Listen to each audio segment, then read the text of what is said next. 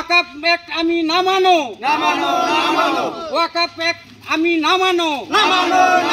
নরেন্দ্র মোদী হায় হায় নরেন্দ্র মোদী হায় হায় BJP সরকার হায় হায় পলমে ওয়াকাফ act বাতিল করো ওয়াকাফ অ্যাক্ট বাতিল করো বিজেপি সরকার হায় হায়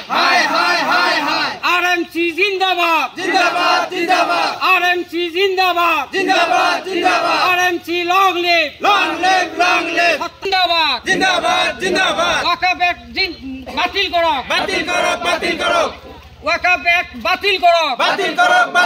ওয়াকাফ অ্যাক্ট অবৈধ ওয়াকাফ অ্যাক্ট আমি না মানো অনতি বলবে ওয়াকাফ অ্যাক্ট বাতিল করো ওয়াকাফ অ্যাক্ট অবৈধ ওয়াকাফ অ্যাক্ট অবৈধ ওয়াকাফ অ্যাক্ট অসাংবিধানিক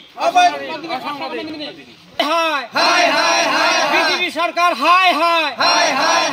ওয়াকাফ অ্যাক্ট বাতিল করো ওয়াকাফ অ্যাক্ট আমি না মানো ওয়াকাফ অ্যাক্ট অধিক সোনকালে বাতিল করো যোৱাকালি যিটো ওয়াকাফ অ্যাক্ট বিল যিটো মানে আইনত পৰিণত হৈছে এই আইন আমি নামানো আৰ এই আইন বাতিল কৰাৰ কাৰণে আমি আৰএমসি সংগঠনেৰ পৰা আমি ধিক্কাৰ দিছো নিন্দা কৰিছো এই আইন বাতিল কৰাৰ কাৰণে আমাৰ বিটিসি কেন্দ্ৰীয় আৰএমসি কমিটিয়ে সিদ্ধান্ত লৈছে কাৰ্যসূচীৰ আৰু সেই কাৰ্যসূচী অনুযায়ী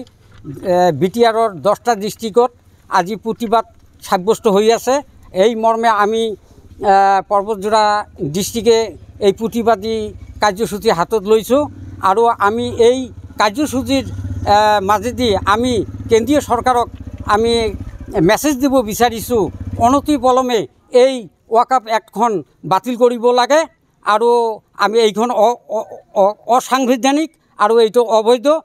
এইটো আমি মানি লোৱা সম্ভৱ নহয় বিজেপি চৰকাৰে যি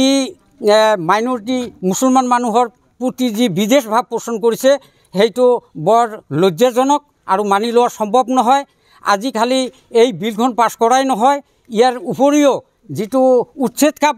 চলিছে অসমত গৰুকুটি শিলশাখো ইয়া বটদ্ৰব্য লামডিং ইয়াত প্ৰায় 3700 মাইনৰিটি মানুহক উচ্ছেদ কৰিছে আৰু সেই মানুহবিলাকক আজিও পুনৰ সংস্থাপন দিয়া নাই সেই মৰ্মে আমি ক'ব বিচাৰিছোঁ যে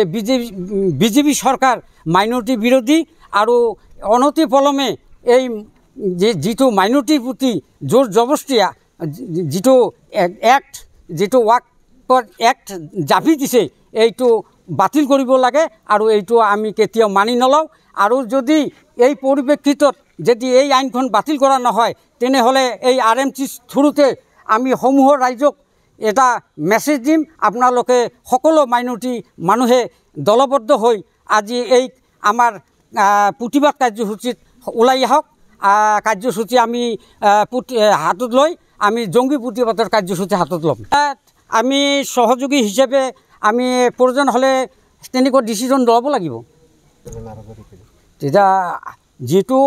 আমি কৈছোঁ যে একটোৱে অবৈধ এই আইনখনে যিটো জাপি দিছে জুত জুলুমকৈ আমাৰ মাইনৰিটি মুছলমান মানুহৰ ওপৰত এইটো হ'ল অবৈধ আৰু এই চৰকাৰে আমাৰ অবৈধভাৱে যিটো জাপি দিছে এইটো আমি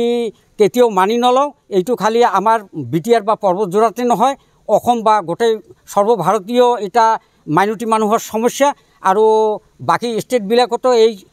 প্ৰতিবাদ চলি আছে আৰু আমি ইয়াতো জঙ্গী প্ৰতিবাদ গঢ়ি তুলিম আৰু এই আইনখন আমি কেতিয়াও মানি নলওঁ